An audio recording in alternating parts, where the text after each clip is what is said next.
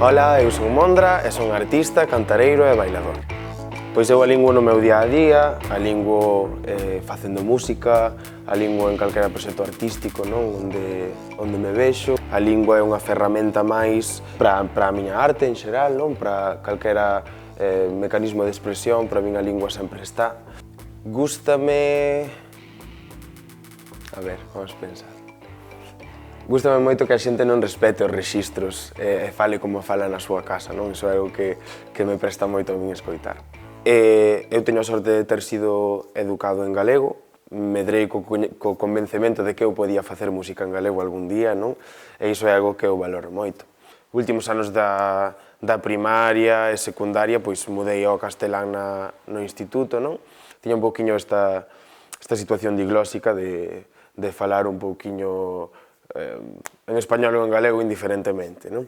Xa no bacharelato xa tomei a decisión de non mudar a lingua en función de con quen falaba, non? Ia tamén formándose máis a miña identidade, os meus valores, ia sabendo máis quen eu quería ser, non? Vamos facer o símbolo da resistencia. Vamos alá.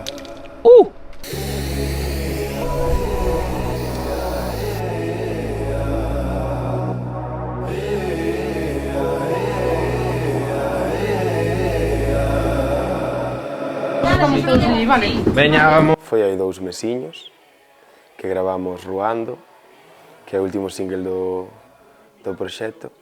Foi ben intenso, a verdade. Das cousas moi intensas, despois só se quedan as boas.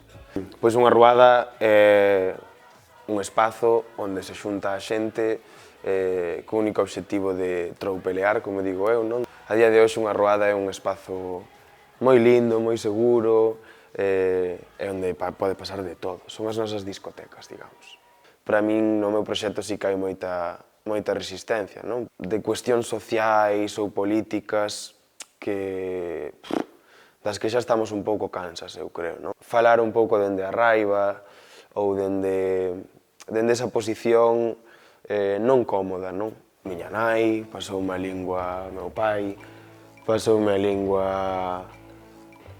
as miñas aboas, moitas amigas, non? Que ao final son de moitos lugares diferentes da Galiza e sempre colles unha palabriña daqui, unha palabra dalá. Penso que a túa lingua tamén se forma con esa xente coa que estás, non? A miña aboa,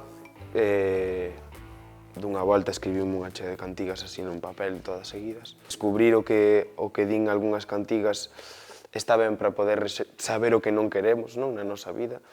Porque ao final as cantigas definen como é a nosa xente, non? E definen a que lle cantaban ou de que cantaba a nosa xente. Pero hai outras moitas que descobres que hai un mundo nelas, non? E hai moita aprendizaxe nesas cantigas, non?